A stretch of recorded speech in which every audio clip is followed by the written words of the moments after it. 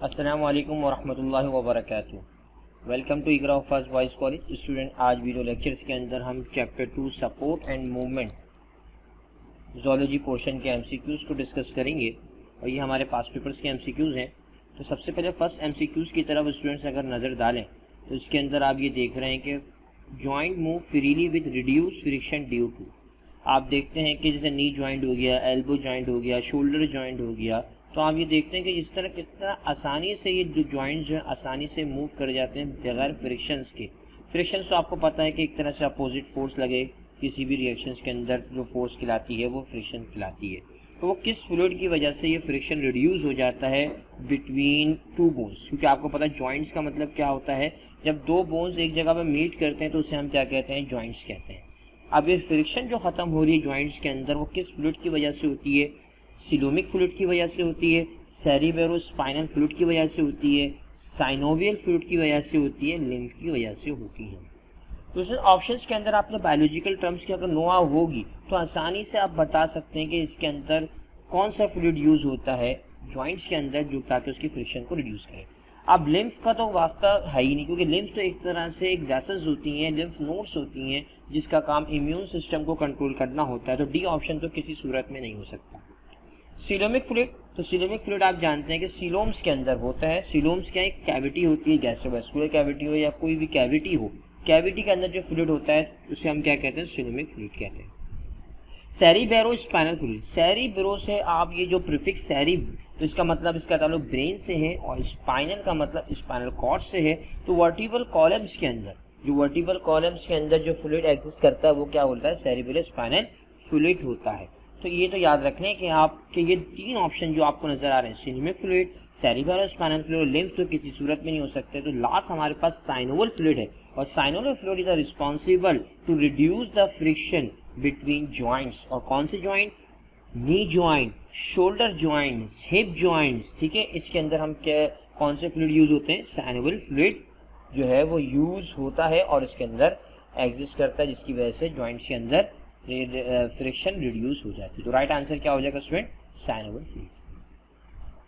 Second MCQs की तरफ आते हैं। This is the diagram of. अब देखिए डायग्राम्स के अंदर सर ये मसल्स की एक तरह से डायग्राम है और हमारे कोर्स बुक के अंदर जो मसल्स स्टूडेंट्स मौजूद हैं वो कौन से टाइप्स के मसल्स मौजूद हैं? सर हमने स्केलेटल मसल्स पढ़ा है, स्मूथ मसल्स पढ़ा है और हमने कार्डियक मसल्स पढ़ा है। तो आपको अगर मसल्स की नोहा होगी तो आसानी से आप एमसीक्यूज कर सकते हैं। अब आपको पता है कि स्मूथ मसल अनस्ट्रिप होते हैं, तो ये सर स्ट्रिप वाले, तो स्मूथ मसल तो किसी सूरत में आंसर नहीं हो सकता। ठीक है भाई। अब स्केलेटल मसल्स के अतबार से अगर हम बात करते हैं, रेगुलर स्ट्रिप्स किस में होते हैं? स्केलेटल मसल्स में होते हैं और कार्डियक मसल्स में इरेगुलर स्ट्रिप होते हैं। ब्रांच शेप होते हैं कार्डियक मसल्स और स्केलेटल मसल स्पिंडल होते हैं। अब आप देखिए इसमें कोई ब्रांचेस तो नज़र नहीं आ रही, एक तरह से आपको रेगुलर स्ट्रिप नज़र आ रही है इस मसल्स के अंदर और सिलेंड्रिकल मसल नज़र आ रहे हैं और मैनी परसेल्स भी नज़र आ रहे हैं। ये तमाम चीज़ें आप इस डायग्राम्स में देख सकते हैं। तो कभी भी स्मूथ मसल्स, कार्डियक मसल और स्केलेटल मसल में अगर डिस्टिंग्विश करना होता है तो सबसे पहले देखेंगे हम स्ट्रिप और अनस्ट्रिप। अगर स्ट्रिप मौजूद हैं तो इसका मतलब है कि कार्डियक मसल हो सकता है और स्केलेटल मसल हो सकता है, स्मूथ मसल किसी सूरत में नहीं हो सकता। तो अब हमारे पास अब चॉइस कम हो गई, यानी कि अब कार्डियक मसल और स्केलेटल मसल में फैसला करेंगे। अब रेगुलर स्ट्रिप है या इरेगुलर स्ट्रिप है? अगर रेगुलर स्ट्रिप नजर आ रही है आपको डायग्राम में तो it's mean that skeletal muscle, और अगर इरेगुलर स्ट्रिप मौजूद है डायग्राम में तो it's mean that cardiac muscles. ठीक है, और आपको देखना होगा कि 1 पर सेल्स मौजूद हैं एक स्ट्रिप्स के अंदर या मैनी पर सेल्स मौजूद हैं। तो आप ये देख रहे हैं कि एक स्ट्रिप्स के ऊपर मैनी पर सेल मौजूद हैं। आप ये देखिए, फॉर एग्जांपल मैं आपको एरो से बताता हूँ कि इस स्ट्रिप्स के अंदर अगर आप देखते हैं स्टूडेंट्स, तो इस स्ट्रिप में आप देख रहे हैं कि 2 से ज़्यादा सेल्स मौजूद हैं। इट्स मीन दैट ये डायग्राम जो रिप्रेजेंट कर रही है वो स्केलेटल मसल्स को रिप्रेजेंट कर रही है। तो एमसीक्यूज नंबर 2 का स्टूडेंट राइट आंसर हो जाएगा स्केलेटल मसल। अब स्टूडेंट हम थर्ड एमसीक्यूज की तरफ जाते हैं। Carpal bones are present in jaw, coccyx. Coccyx से आपको पता होगा कि वर्टिबल कॉलम्स के अंदर पार्ट होता है। जैसे वर्टिबल कॉलम्स के आपने डिफरेंस जो है कॉलम्स पढ़े होंगे, तो कोकाइस एक 4 फ्यूज वर्टिब्रल कॉलम होता है। जैसे सर्विकल वर्टिब्रा होता है, थोरैसिक वर्टिब्रे होता है, लंबर वर्टिब्रे होता है, सैक्रम वर्टिब्रे होता है और एक कॉकस वर्टिब्रे होता है।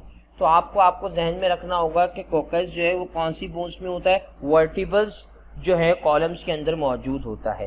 एंकल, सर ये एंकल कहाँ मौजूद होता है, तो ये आपको जहन में रखना होगा कि एंकल एडी है और एडी कहाँ पे मौजूद होती है, सर ये तो पेल्विक लोअर लिम्स के अंदर मौजूद है। तो आपको ये बात जहन में रखनी होगी कि जो फ्लैंजिस आपने पढ़े होंगे, फिब्रिस टार्सल्स वगैरह पढ़े होंगे, तो ये चीज़ आपको जहन में रखनी होगी कि जो टार्सल्स जो होते हैं ये इसका ताल्लुक एंकल से होता है। टार्सल का ताल्लुक किससे होता है, एंकल से होता है। और जॉ का ताल्लुक आपको पता है कि मैंडिबुलर जूल होते हैं और मैक्सिलर जो होते हैं, तो ये तो कार्पल्स बोन्स में मौजूद नहीं होते। तो कार्पल्स बोन जो होते हैं basically consist of 2 row of 8 short bone forming the wrist. जो रिस्ट बोन्स जो होती है वो किससे बनी हुई होती है, कार्पस की बनी हुई होती है और कार्पस के 2 रो होते हैं और हर रो में 8 शॉर्ट बोन्स मौजूद होती हैं। तो स्टूडेंट जैसे कि आप लोगों को मैंने अपर लिम्ब के अंदर बताया था कि अपर लिम्ब कहाँ से शुरू होता है, इसका जो सीक्वेंस बनती है वो कहाँ से बनती है, ह्यूमरस से अगर हम शुरू करते हैं, ह्यूमरस आता है, फिर इसके बाद हमारे पास रेडियस आता है, अल्ना आता है, कार्पस आते हैं, मेटाकार्पस आते हैं और फ्लैंजिस आते हैं। ये जो सीक्वेंस आपको याद रखनी है अपर लिम्ब से, तो आपको इसके साथ इसकी बोन्स को भी पता होगा तो आप आसानी से एमसीक्यूज कर सकते हैं। जैसे मेटाकार्पस फ्लैंजिस किसके अंदर बोन्स पाई जाती हैं, फिंगर्स के अंदर पाई जाती हैं। मेटाकार्पस किस में पाई जाती हैं, हथेली की जो बोन्स होती हैं उसे हम क्या कहते हैं, मेटाकार्पस कहते हैं। और जो एंकल्स की बोन है उसे हम कार्पल कहते हैं। ठीक है भाई। और जो आप देखते हैं कि कलाई से लेके कोहनी तक की जो बोन्स होती है उसे हम क्या कहते हैं, रेडियो और अल्ना कहते हैं। और कोहनी से लेके शोल्डर तक की जो बोन होती है उसे हम क्या कहते हैं, ह्यूमरस कहते हैं। तो ये तमाम जो जॉइंट्स, 2 जॉइंट्स के दरमियान की जो बोन्स हैं और जिसको हम जैसे कि आपको पता होगा रिस्ट जॉइंट, नी जॉइंट, ठीक है, इनकी बोन्स को अगर आप जहन में रखेंगे सीक्वेंस वाइज से, ह्यूमरस, ठीक है, bones, radio ulna bone, humerus जो बोन है उसका ताल्लुक कौन सी जॉइंट से, सर शोल्डर जॉइंट से और नी जॉइंट से। रेडियो अल्ना का जॉइंट किस जॉइंट से, सर नी क्या बोलते हैं, रिस्ट जॉइंट से है और एल्बो जॉइंट से है। तो इस तरह अगर आपको बोन्स की सीक्वेंस पता होगी तो इस एमसीक्यूज में कोई परेशानी नहीं होगी। तो carpal bones are present in wrist joint, इस एमसीक्यूज का राइट आंसर रिस्ट हो जाएगा। अब हम आते हैं एमसीक्यूज नंबर 4 के ऊपर कि physical trauma in the vertebrae of human result in. अब आपको देखना होगा फिजिकल ट्रॉमा किसे कहते हैं, ट्रॉमा की टर्मिनोलॉजी है, ट्रॉमा किसे कहते हैं, ट्रॉमा इज अ इंजरी। अब कोई भी एक्सरसाइज की वजह से, कोई भी ऐसे आपने जो है वो एक्सपोजर अपनी बॉडी का अनयूजुअल कर दिया, इररेस्पॉन्स कर दिया, तो इससे ट्रॉमा हो सकता है। जैसे वर्टिब्रल के अंदर का फिजिकल ट्रॉमा होता है तो उसे हम क्या कहते हैं, ऑस्टियोपोरोसिस कहते हैं, स्पॉन्डाइलोसिस कहते हैं, डिस्क स्लिप कहते हैं या आर्थराइटिस कहते हैं। अब आपको तो ये जहन में रखना होगा कि फिजिकल ट्रॉमा किस वजह से होता है।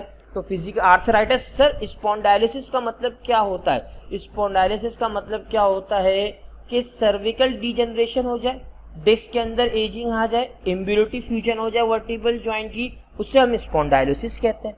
Osteoporosis basically sir hormonal disorder होता है जो खासतौर पे वुमेन के अंदर होता है। जब वुमेन के अंदर प्रोजेस्टेरोन और एस्ट्रोजन्स के हार्मोन्स की डेफिशिएंसी हो जाती है तो कैल्शियम जो है वो डिपॉजिट नहीं हो पा रहा होता प्रॉपर किसके अंदर, बोन्स के अंदर, जिसकी वजह से बोन भुरभुरी हो जाती हैं। सर ये तो ऑस्टियोपोरोसिस का ताल्लुक तो physical trauma of the vertebrae से तो नजर नहीं आ रहा। आर्थराइटिस, तो देखो भाई बायोलॉजिकल टर्मिनोलॉजी का एक कॉन्सेप्ट अगर जहन में होगा तो बहुत सारी चीज़ें आपकी क्लियर हो जाएंगी। कभी भी आप देखें किसी भी टर्मिनोलॉजी में सफिक्स TIS, तो इसका मतलब होता है inflammation. Arthritis the inflammation of bone, तो physical trauma of the vertebrae arthritis cause नहीं करता। आर्थराइटिस एक कंडीशन होती है ऑटो इम्यून डिसऑर्डर की, और बहुत सारे आप लोगों ने आर्थराइटिस अगर आपकी कोर्स बुक में मौजूद होंगे, रिमोटाइटेड आर्थराइटिस, गाउटी आर्थराइटिस, तो ये आर्थराइटिस तो बेसिकली क्या होती है, इन्फ्लेमेशन ऑफ जॉइंट्स होती है, इसका ताल्लुक भी नहीं होता। अब आते हैं डिस्क स्लिप के ऊपर। अब डिस्क स्लिप क्या है, तो डिस्क स्लिप बेसिकली क्या चीज़ होती है, तो डिस्क स्लिप को हम ये कह सकते हैं कि इंटरवर्टिब्रल जो डिस्क होती है इसमें बहुत सारे जो है वो आपने नाम सुने होंगे, न्यूकल, पल्पोसस और एनुलस फाइब्रोसस, जो इससे कंपोज होती है ये वर्टिब्रे। तो याद रख लो कि फिजिकल ट्रॉमा की जो वजह होती है वो क्या होती है, डिस्क स्लिप होती है। अब डिस्क स्लिप के हवाले से अगर हम बात कर लेते हैं तो इसकी स्पेलिंग को हम यहाँ पे दुरुस्त कर देते हैं, स्पेस आएगा यहाँ पे डिस्क स्लिप। स्पॉन्डाइलोसिस और डिस्क स्लिप में फर्क करें, क्योंकि ऑस्टियोपोरोसिस और आर्थराइटिस तो आपको क्लियर हो गया होगा कि सर ये तो किसी सूरत में इस एमसीक्यूज का राइट आंसर नहीं बन सकता। लेकिन स्पॉन्डाइलोसिस और डिस्क स्लिप क्या ये दोनों फिजिकल ट्रॉमा है या एक फिजिकल ट्रॉमा है? तो किस तरह हमने डायग्नोज पहचानेंगे sir disc slip is a physical trauma of vertebrae of human? तो याद रख लो कि स्पॉन्डाइलोसिस क्या होता है, it is immobility of and fusion of vertebral joint. Cervical spondylitis result from किस वजह से होता है? Chronic cervical degeneration. ये एजिंग की वजह से हो सकता है, फिजिकल ट्रॉमा की वजह से नहीं होता।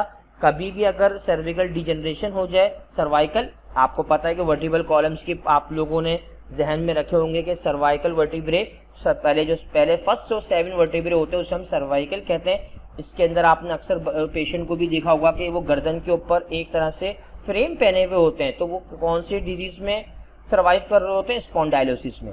तो फिजिकल ट्रॉमा जो मोस्टली जो होता है वर्टिब्रे के अंदर, जो खासतौर पे ह्यूमन के अंदर, तो वो किस वजह से होता है? डिस्क स्लिप की वजह से होता है। इसमें जो वर्टिब्रे होते हैं वो आपस में हिल जाते हैं। वो क्यों हिलते हैं? कभी एनुलस फाइब्रोस में डिजनरेटिव हो जाए, कभी क्या होता है एनुलस फाइब्रोसिस के अंदर प्रॉब्लम हो जाए, तो इस वजह से क्या होती है? डिस्क स्लिप हो सकती है। ठीक है भाई, डिजनरेट भी हो सकती है, बल्जिंग भी हो सकती है, हेमिटेटेड डिस्क भी हो सकती है। तो आपको ये बातें जहन में रखनी है कि फिजिकल ट्रॉमा जो होता है vertebra of human result of disc slip. तो राइट आंसर क्या हो जाएगा? Disc slip. इसके ऊपर हमारे पास राइट आंसर हो जाएगा। अब हम बात करते हैं next. This is diagram of voluntary muscle, involuntary muscle, cardiac muscle, epithelial muscle. अब आपको ध्यान में रखना है कि सर हमने तो स्मूथ मसल, कार्डिक मसल और स्केलेटल मसल्स के अलावा तो कुछ पढ़े नहीं है। इनवॉलंटरी वॉलंटरी का कॉन्सेप्ट कहाँ से आ गया? तो स्टूडेंट ये बात ध्यान में रखना है आपको कि कार्डिक मसल्स और स्मूथ मसल्स क्या होते हैं? इनवॉलंटरी मसल्स होते हैं। ठीक है भाई, और वॉलंटरी मसल्स क्या होते हैं? स्केलेटल मसल्स होते हैं। अब आपको देखना है कि ये एमसीक्यूज का राइट आंसर। अभी हम दोबारा इसको रिपीट करते हैं, जैसे हमने एमसीक्यूज नंबर 2 में आप लोगों से डिस्कशंस करी थी। तो स्टूडेंट्स आप ये बात जानते हैं कि किसी भी स्केलेटल मसल्स के अंदर स्ट्रिप मौजूद है, चाहे वो रेगुलर हो चाहे वो इर्रेगुलर, तो इसका मतलब वो कार्डियक और स्केलेटल को रिप्रेजेंट करते हैं। तो सर इसमें स्ट्रिप नजर आ रही है हमें, तो इसका मतलब ये कार्डियक होगा या स्केलेटल होगा? तो स्केलेटल का तो ऑप्शन दिया हुआ ही नहीं है। तो स्केलेटल का जो ऑप्शन रिप्रेजेंट हो रहा है वो वॉलंटरी मसल्स के थ्रू हो रहा है। तो सर अब ए और सी के अंदर हम देखेंगे कि राइट आंसर क्या होगा। तो स्टूडेंट्स आप ये ध्यान में रखें कि स्ट्रिप्स के अंदर आप देख रहे हैं कि एक एक सेल्स ही नजर आ रहे हैं, तो इसका राइट आंसर स्टूडेंट्स क्या हो जाएगा? कार्डियक मसल एमसीक्यूज नंबर 5 का आंसर हो जाएगा। अब एमसीक्यूज नंबर 6 की तरफ जाते हैं student. The number of actin filament surrounding each myosin filament is. तो ये चीज भी आपको जहन में रखनी होगी स्टूडेंट्स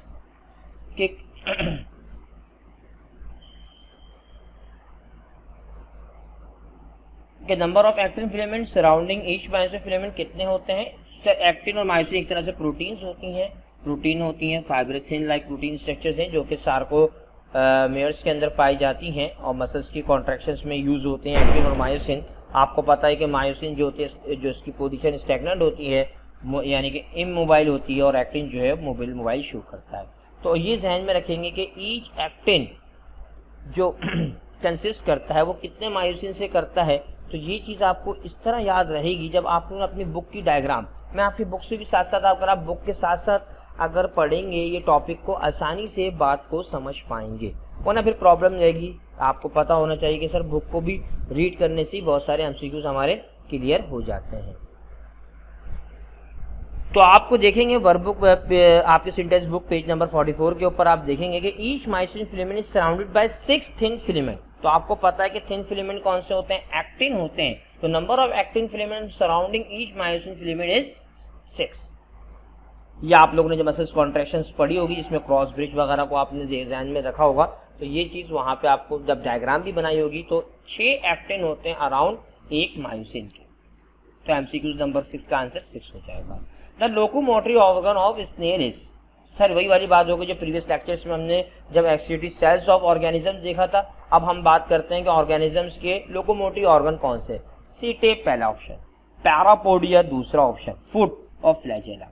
तो इसमें जानते हैं कि सीटे जो होता है लोकोमोटरी जो ऑर्गन होता है वो होता है अर्थवॉर्म का। ठीक है भाई, पैरापोडिया सर हमने ये कहाँ पढ़ा? सर सीडोपोडिया पढ़ा है, पैरापोडिया तो नहीं पढ़ा। तो ये किस में मौजूद होता है? ये ज़्यादातर जो मौजूद होते हैं वो प्रोटोजोआ के अंदर मौजूद होते हैं। फुट सर ये हमने पढ़ा था कि फुट जो होता है locomotive organ of phylum molluscs के कुछ ऑर्गेनिजम्स में होता है, हमने ये फर्स्ट ईयर में पढ़ा था। तो याद रख लो कि फाइलम मोलस्का की ही क्लास जो है वो गैस्ट्रोपोडा का स्नेल ही है, और फ्लैजेला किसमें होता है? यूग्लिना के अंदर होता है। तो locomotive organ of snail is foot. Right answer क्या हो जाएगा स्टूडेंट? हमारा फुट हो जाएगा। अब स्टूडेंट बात करते हैं 8 MCQs की तरफ। This element necessary for muscles contraction, carbon, calcium, potassium, magnesium. तो याद रख लो कि आप लोगों को पता होना चाहिए, जब आप लोगों ने नर्वस सिस्टम पढ़ा होगा तो एक साइनेप्सिस जो होती है, दो न्यूरॉन नर्व्स के दरमियान जो जंक्शन होता है उसे साइनेप्सिस कहते हैं, और दो साइनेप्सिस के दरमियान जो एक्शन पोटेंशियल जो जनरेट कराने का जो मीडियम होता है वो एसिटाइल कोलिन होता है। और एसिटाइलिन कोलिन क्या करता है कि कैल्शियम के जरिए एक न्यूरॉन से दूसरे न्यूरॉन की तरफ जा रहा होता है, एक नर्व के जरिए दूसरे नर्व सेल्स की तरफ जा रहा होता है। सॉरी, न्यूरॉन तो बेसिकली किडनी का पार्ट है, तो आपको ध्यान में रखना होगा कि एक नर्व से दूसरी नर्व के दरमियान एसिटाइल कोलिन को अगर जाना है फॉर एक्शन पोटेंशियल, तो उसको पहुंचाने वाला जो मीडियम होगा वो कैल्शियम आयंस होते हैं। इसी तरह सार्कोमेयर्स के अंदर सार्कोलीमा एक होता है जो कि मेम्ब्रेन्स ऑफ मसल्स कहलाता है। एक सार्कोमेयर्स और दूसरे सार्कोमेयर्स के दरमियान एक कनेक्शन होता है जो कि कॉन्ट्रैक्शंस करवाते हैं। तो कॉन्ट्रैक्शन कराने का जो जिम्मेदार होता है वो कैल्शियम आयन होता है, क्योंकि कैल्शियम आयन क्या करता है, जो मायोसिन के ऊपर आप सब जानते हैं कि क्या होता है, मौजूद होते हैं ट्रोपोनिन, और अगर आप बात करते हैं ट्रोपोनिन और ट्रोपोमाइसिन, एक तरह से आप सब जानते होंगे ट्रोपोमाइसिन और ट्रोपोनिन, एक ये प्रोटीन्स होते हैं। ठीक है भाई, इनका काम क्या होता है तो ये बात ध्यान में रखिएगा कि ट्रोपोनिन क्या करता है, कैल्शियम आयंस को बाइंड करता है ताकि वो क्रॉस ब्रिज को बना सके। ट्रोपोमाइसिन और ट्रोपोनिन दोनों जो हैं वो एक तरह से मायोसिन के अंदर मौजूद होते हैं, और जो क्रॉस ब्रिज बनता है, जो हेड बनता है एक्टिन का, वो किससे अटैच होता है? ट्रोपोनिन से अटैच होता है। किस वजह से? कैल्शियम आयन की वजह से। तो मसल्स कॉन्ट्रैक्शंस के लिए अगर कैल्शियम आयन नहीं पहुंचेगा तो ट्रोपोनिन जो है, जो मायोसिन के अंदर मौजूद है, वो एक्टिन के हेड से नहीं अटैच हो सकता। तो calcium ion is responsible for muscles contraction. तो 8 MCQs का राइट आंसर क्या हो जाएगा? कैल्शियम। अब बात करते हैं स्टूडेंट्स हम, cells of cartilages are called osteocyte, porocyte, chondrocyte, embryocytes. तो स्टूडेंट जानते हैं कि cell of bones is called osteocyte. Sir ये तो एमसीक्यू नहीं था। पोरोसाइट, स्टूडेंट अगर आपने फाइलम पॉरीफेरा पढ़ा होगा तो उसके अंदर आपने स्पंजिस की सेल्स को देखा होगा कि spores of cells of sponges called porocytes. इस तरह एम्बिबियोसाइट्स भी पढ़ा होगा जो कि रिप्रोडक्शन परफॉर्म करते हैं फाइलम पॉरीफेरा के हवाले से। तो chondrocyte is the cells of cartilage हमारा राइट आंसर हो जाएगा इस एमसीक्यूज का। 10th एमसीक्यूज की तरफ जाते हैं जो आर्टिकुलेशंस को रिप्रेजेंट कर रहा है। Glenohumeral articulation is present in the elbow, knee, shoulder या थाई। तो स्टूडेंट्स ये बात आपको जहन में रखनी होगी कि आर्टिकुलेशन किसे कहते हैं। जब वर्ड आर्टिकुलेशन ही जब पता नहीं होगा तो ये एमसीक्यूज आप लोगों का राइट नहीं हो सकता। तो स्टूडेंट ये जहन में रखें कि आर्टिकुलेशन किसे कहते हैं कि जब दो जॉइंट्स के दरमियान, जो अगर फॉर एग्जांपल दो बोन्स मिल रही है, जैसे एल्बो है, अब एल्बो के अंदर आप देखते हैं कि कौन सी बोन्स मिल रही हैं, सर रेडियो अल्ना मिलती है और ह्यूमरस बोन बन रही होती है। ठीक है भाई, रेडियो अल्ना और ह्यूमरस बोन बन रही होती है एल्बो के अंदर। तो ये तो गिलिनो ह्यूमरल लिखा हुआ है, सर ये एमसीक्यूज ऑप्शन एल्बो तो नहीं हो सकता। अगर नी की तरफ जाते हैं तो नी के अंदर सर कौन सी जॉइंट बोन्स अगर आपके अटैच हो रही होती हैं, अगर लोअर पार्ट से देखें तो टिबिया फिब्यूला हो रही होती है, और अगर और ऊपर की तरफ से देखें तो फिमरस हो रही होती है। शोल्डर की तरफ स्टूडेंट जाते हैं तो शोल्डर की तरफ आप देखते हैं तो कौन सी होती है, सर उसके अंदर हम देखते हैं एस्क्यूपुलर ब्लेड लगे हुए होते हैं, तो क्लेविकल्स और ह्यूमरस आपस में अटैच हो रही होती हैं। तो स्टूडेंट इस जो गिलिनो ह्यूमरल आर्टिकुलेशन जो प्रेजेंट होती है वो किसमें प्रेजेंट होती है? शोल्डर के अंदर मौजूद होती है। तो ये भी आपको स्टूडेंट जहन में रखनी होगी। राइट स्टूडेंट्स, अब देखें आज की क्लास के अंदर हमने 10th एमसीक्यूज को डिस्कस किया। अब हम अगली क्लास के अंदर इंशाअल्लाह ताला हम जो है मजीद एमसीक्यूज को डिस्कस करेंगे इसी चैप्टर के हवाले से। ठीक है, जब तक के लिए अल्लाह हाफिज़, अस्सलामु अलैकुम।